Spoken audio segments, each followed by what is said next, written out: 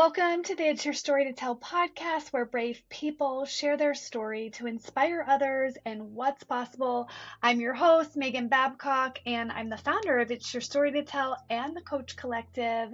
And we are back again here with Sara. And if you missed the last episode, Sara was walking us through her journey of being a Christian woman who went through a divorce.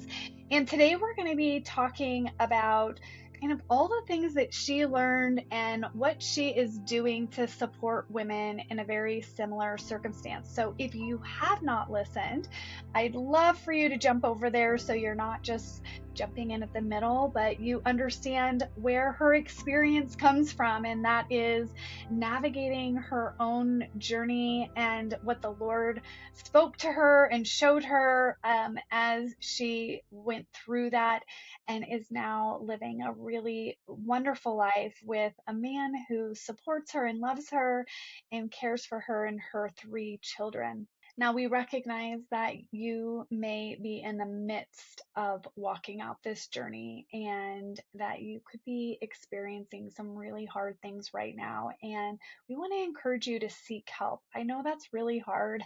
We were talking about that in the first episode. Sometimes it's really hard to find the help, but we're here. If you are in this situation, you can feel free to connect with us. You'll have all that information in our show notes, but we're here to encourage you if we can, or direct you to resources. If you are going through something really hard right now and you are in a place of darkness, despair, or just not knowing what to do next, and you need help right away, I want to encourage you that help is available. You can call or text 988 or chat 988lifeline.org.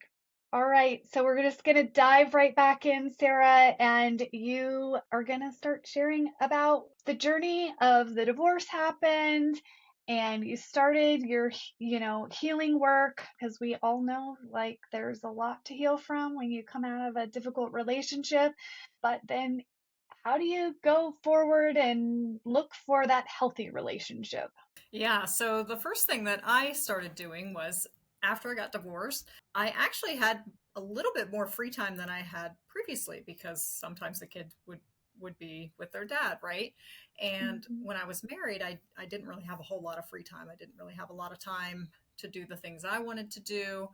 Probably some listeners are in that same situation as well. And so it was kind of ironic that when I got divorced, it was like I'm a single mom now, but I actually had a little bit tiny snippets of free time. And so one of the things that really helped me heal and helped me regain my confidence was taking advantage of those opportunities. So if I had an opportunity Mhm. where I was going to have a free day or a free afternoon or something like that, I figured out what it was that I wanted to do and I went out and did it. And so I like to do things outside. I like to hike, I like to bike, I like to run, I like to do yoga, all these things. And so if I had an opportunity, I was going to go do it because I didn't have a lot of that time before. And it's like, here's my chance and I'm going to take it. So I would encourage other people Mhm. to do that same thing. Take advantage of the time that you have. If you don't have time where you're without your kids, you can still do some sort of self-care at home. Maybe it's take a long bath.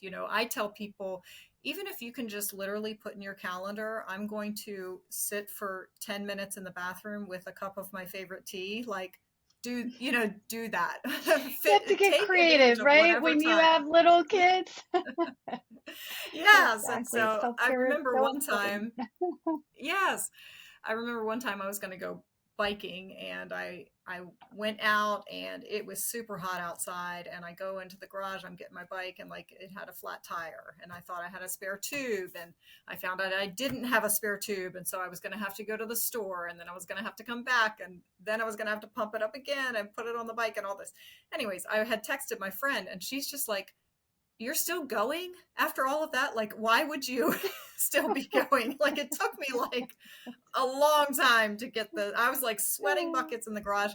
But my response to her was like, this is the time I have to do it. If I don't do it now, Mm. I'm going to miss my chance. And so I went Mm. about doing things like that. Like I decided this is what I want to do for myself. This is what I enjoy doing, whether it was taking myself out to dinner or, I had just planned maybe to get takeout and I wanted to watch this movie, whatever it was, I thought about it. I planned out what I was going to do. And then I made sure that I had the time and I did it. So I would really encourage people to figure out what those things are because you need to rebuild yourself. Right after this, you need to regain your Mhm. confidence. You need to figure out even what it is that you enjoy anymore because a lot of times we've been in relationships for so long, especially if you're also a mom, it's like you pour so much of your time into your kids or maybe it's your job or it was trying to stabilize the marriage or whatever it is that you kind Mhm. of lose yourself a little bit and lose what is it that I actually like to do. And so it's a time that you can really take Or advantage of maybe like you were lost rediscovering. before. Like Maybe. maybe you were lost before. Like I was just really great at being a people pleaser and trying to make everyone happy. And I had no idea like, what do I like to do? What makes me Right. happy? And so I love that you're bringing that to awareness. And funny enough, like I kind of did a lot of the same things that you're talking about in my journey. And one of the things that was like a really big step for me, and it was kind of like, okay, I will know that I am okay being alone because that was kind of my journey was like learning to be single and to Yeah. be by myself because I was always looking to others to give me that sense of value and worth and connection. And a lot of it was very unhealthy. And so I was like, I'm going to go on a vacation by myself. I did the And same I am thing. not someone who wants to go and sit at a restaurant by myself because I'm like, they're probably thinking, poor her. Why is she by herself? And I was like, I need to do that so that Yeah. I can like work through why do I care what they think I'm like my story is? No, I'm Right. choosing this. I have my book. I'm having a meal that I really love. And I went away for my birthday for a long weekend. And much like you, I love outdoors and I love the beach. Not the same as the beaches I grew up in Florida here in Oregon, but it was in late July. So it was a perfect time for Oregon beaches and I rented a like an old RV that you stay in. They don't move, but they're on a piece of Hmm. property. It was like right there on the beach, and I could walk right down, and it was just like this cute little quaint place. And I had like this dessert that I want, and all of those things that you're Yeah. saying, like really planned out, like taking care of me and like it's not like I don't need a man, but it's like I want to be healthy and whole and not looking to somebody else to fill those places because that's a really bad place to start a relationship. Oh, for sure. And I tell people, you need to be confident and content on your own. Like Hmm. you should get to the point where I'm happy by myself, am excited about doing things even if I'm doing them by myself. Like sometimes I'm more Now I'm excited like, about doing when's the them. next time I get to be alone? Right. Right. And it's like me and my friend were like, Oh. man, we've become so independent that it's going to be hard if we meet somebody and have to kind of rein that back a little bit. But I would definitely say you have to get to that place before you should even begin to look for a Hmm. relationship because looking for a relationship is not so that you don't have to be alone, right? It's not so that somebody can Hmm. complete you. It's not so that you can find your missing piece. It's like I had to do all of that before by figuring out who did God say I was. I had to put my identity in being God's daughter. That's who I am, and that I'm Hmm. complete in that. And I don't need to be coupled up or whatever, to be a full person or a complete person. And so definitely I would encourage people, you need to get to a place where you're content and you're confident by yourself, Mhm. and a place where you want a relationship because you think it would be something good for you to have. You think it would be something that would enrich your life, not something that completes your life, right? Yeah. And so You it's know, not from so a place important. of like neediness, like Right. I need you because let's face it, like I was part of the marriages that didn't work. And I brought my baggage into that, and I was looking to them for to fill these holes that I Right. wasn't looking to God, and I wasn't, healing the wounding. And so no wonder I made the mistake again, because I didn't do my work in between. And now I'm happily married to a man who I, dreamed of when I was little, and I was like fairy tale prince, kind of caretaking husband. Well, but I attracted a healthy person who we are not in this codependent relationship, but it's so nurturing and caring in such a healthy way. But I would have never gotten there if I didn't take that time and get to know myself, know who God said I was, and heal and figure out all the way back to where was wounding that occurred that created these narratives that I wasn't aligned with who God said I was. Because I needed to like close those up so that the enemy couldn't keep attacking me in those Right. areas and keeping me stuck in these unhealthy patterns. Yeah, and I mean it's so important to exactly what you're saying. Like you're not going to find yourself in a healthy relationship if you're not starting from a place of being healthy yourself, right? Because especially if Mhm. you've been in a long-term relationship or have been in a marriage for a long time, especially if you have felt neglected or, whatever the situation has been, we want connection with people, right? Like we want that Mhm. intimate connection, we want physical attention, we want somebody to be there with us, we want the relationship. But it's like you can't want that so much that you're just willing to overlook so many other things, and you're willing to like ignore the Mhm. red flags, and you're willing to just jump into a relationship, before you're anywhere near ready, just to get the attention or just to get the love, quote unquote love, or Mhm. just to get that desire settled. It's like that's jumping in too early is just going to lead you to further emotional problems, right? It's not going to really Mhm. fix things in the long term. And so it's so important to just do the work of that ahead of time. And then once you're in a good place and you've learned about healthy versus unhealthy relationships, which is one of the things that I teach, it's, how do you recognize what is even a good relationship, what is not a good relationship? And I had trouble with that initially after my divorce. Mhm. But over time, I was able to realize, okay, this is a red flag for sure. And like, here's how I Mhm. say no to this. Here's how I close that door and not continue to go back.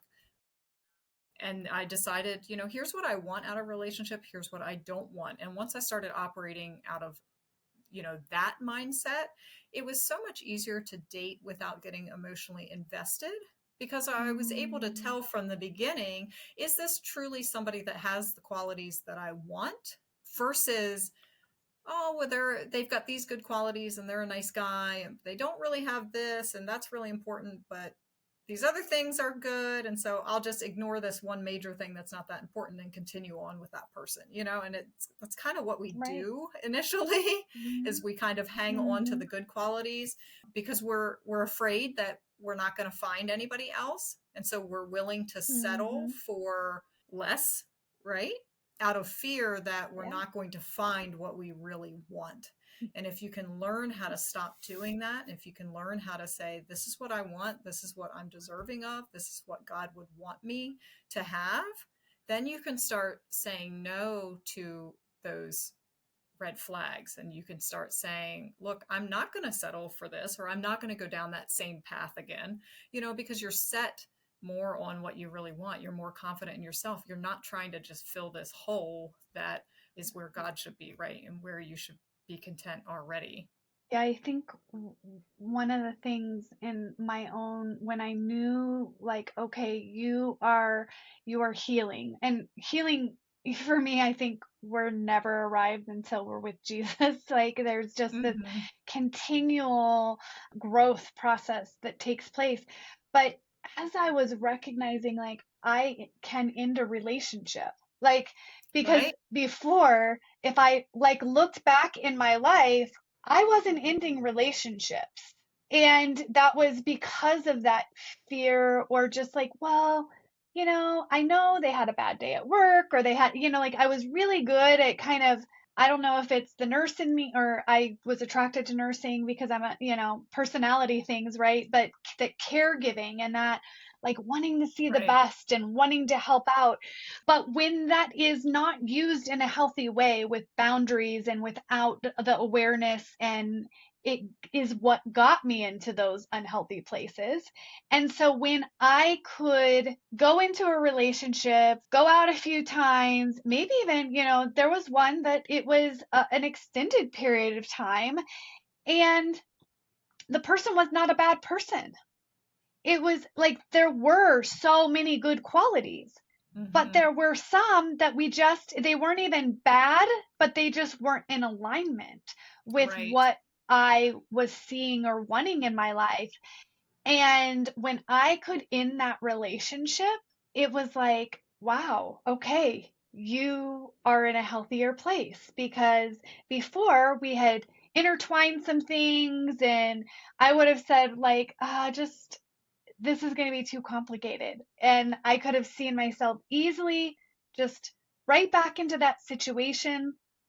And it wouldn't have been God's best for me. It wouldn't have Right. been had everything that the Lord had put in my heart. Like we have desires, right? And the Lord says He'll give us the desires of our heart, but we have to be patient. We have to align with Him because it's us that gets in the way most of the time of getting those things that the Lord has put in our heart, because He created us. Those desires, those dreams that you have are likely the alignment with who you are and what He has for you. Now it's just, are you willing to be patient? Are you willing to wait for Him to like reveal that? Or are you going to try to like move ahead and be like, just give it to me, put that stamp of approval on it? So Right. And I love that it's like you're you saying, are really highlighting that. yeah, it's the same thing true for my story as it sounds like you're saying for yours, is that you ultimately found your healthy and wonderful relationship that was the relationship that you had dreamed of, and it had the desires that God had put into your heart and all of that, right? And I wouldn't have found that, and you Mm-hmm. wouldn't have found that if we continued to stay in situations exactly like you said that are, I met people when I was dating that were also good men. I met some great guys that were great single dads. They had a lot of good qualities, but there were certain things that wasn't necessarily a negative thing, but it wasn't lined up with what I was truly looking for. And I had to say no to some of them. And that's what allowed me to find my now Mm-hmm. relationship, my remarriage. And it's like, had I stayed in some of these other relationships, all I'm doing is blocking myself from finding the relationship I'm supposed to have, the relationship that I have dreamed of. And Mm-hmm. so it's like, once I learned how to let go of those things, once I learned exactly what you're saying, how to say, okay, this isn't really what I'm fully wanting, and it's not, we're not looking for like a perfect person or anything like that, but there's certain Right. qualities Yeah. that, like, this is what I want, this is what I'm looking for, this is the kind of person that I really envision myself being with, or they share these values, some of those things. Once we focus on that, it's like, okay, we're not going to allow ourselves to waste time with people that don't meet those things. And so even if they have this good Mm-hmm. quality and that good quality and this good quality, and I really like them, and maybe they're really attractive or whatever it is that you're drawn to them, you're able to just say, Mm-hmm. but it's not really what I want. And so I had a lot of respectful endings of, Mm-hmm. you know dates or whatever it was where I or both of us just said, I just don't think we're a romantic match, and I think you're a great Hmm. person, and I truly wish you all the best, but I had to say goodbye to some of those things and let them go, because had I stayed there, I wouldn't have found what I now found. And so it's like, you don't want to waste your time in the wrong spot, because you're just getting in the way. You're just blocking yourself from finding the relationship that you truly do want. Well, I love that perspective. So tell me a little bit more about, your coaching services, or do you offer, like, what kind of services do you offer for women who might be in the situation who are like, I need to learn some of these things that they're talking about, Yeah. and how can they get connected with you? So I have a private one-to-one over Zoom coaching program for the woman that is basically walking through this. So my coaching program takes you through whether you're divorced or whether you've never been married and you're single, maybe you've been in some bad relationships, but it starts you with, who am I in Christ? What is my identity? Rooting your identity in Christ, gaining your confidence from that. And then we talk about self-confidence and self-care, like we were talking about early on the episode. And I will help you figure out, what is it that you like to do? What is it you don't like to do? What do you want to spend your time on? And then help you to start plugging some of those things into your calendar, just like I did, to get yourself back Hmm. into, who am I? I'm actually living in a way that I want to live, that brings me joy. So we'll go through that. And then we go through healthy versus unhealthy relationships. So what is the difference? Because there really is not a whole lot of guidance on this, either in the church or just in upbringing Hmm. in general.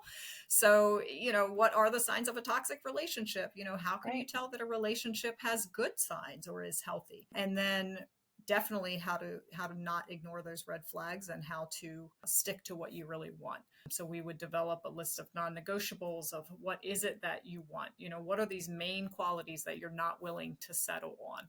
And then help you not settle, then help you go through them and say, this is what I'm gonna stick to, Hmm. right? So that's kind of where I'm at with the one-to-one offer that I have, if anybody's interested in that. And then I'm getting ready to start a 5-week group coaching right now. That's going to be on Awesome. rooting your identity in Christ. It's going to be on the self-confidence and the self-care piece. And so that could be somebody that maybe they're not even interested in a relationship right now, or maybe they're not at that point, but it could be anybody really that wants to grow their faith a little bit, that wants to put their identity where it should be, and somebody that maybe needs a little bit of help plugging the things that they like to do into their schedule and increasing their self-confidence and their self-esteem. So I have that coming up here also. I do also have a free guide, which you can link as well. It's the 3 essential steps to finding the relationship of your dreams.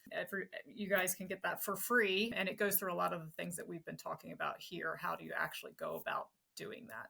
Awesome. I will definitely share that. I'm really excited for what you are offering and the support. And I just love how, when we go through hard, if we allow the Lord to use it, He promised He's going to make all things good. Caveat to that is that there has to be bad to make it good, if all things will be good. And just how then you have this unique perspective that you can offer to women and Christian women in the church. And if we didn't have our stories, we wouldn't be able to be there and fill that space when you were looking online for some sort of support. You are now getting to be the answer to something for somebody else. And I just love that if we're going to have to navigate hard things, and that's the world we live in, it's fallen and it's hard, that if we can then turn around and use it for good, it really makes it worth the journey and the struggle. And so thank you for joining us. Thank you for sharing your story and your resources. And if you need support, please reach out. We're here for you. And we want to encourage you, even if it's not for coaching. There's other things like the free resource that Sara has, and I have some free resources, and even just a conversation to help you begin the process to thinking about where to get plugged in. We hope that you have a really blessed day, and we'll look forward to you joining us back on It's Your Story to Tell. Thank you, Sara, for being here. You're welcome. Thanks so much for having me. All right. Take care, everyone.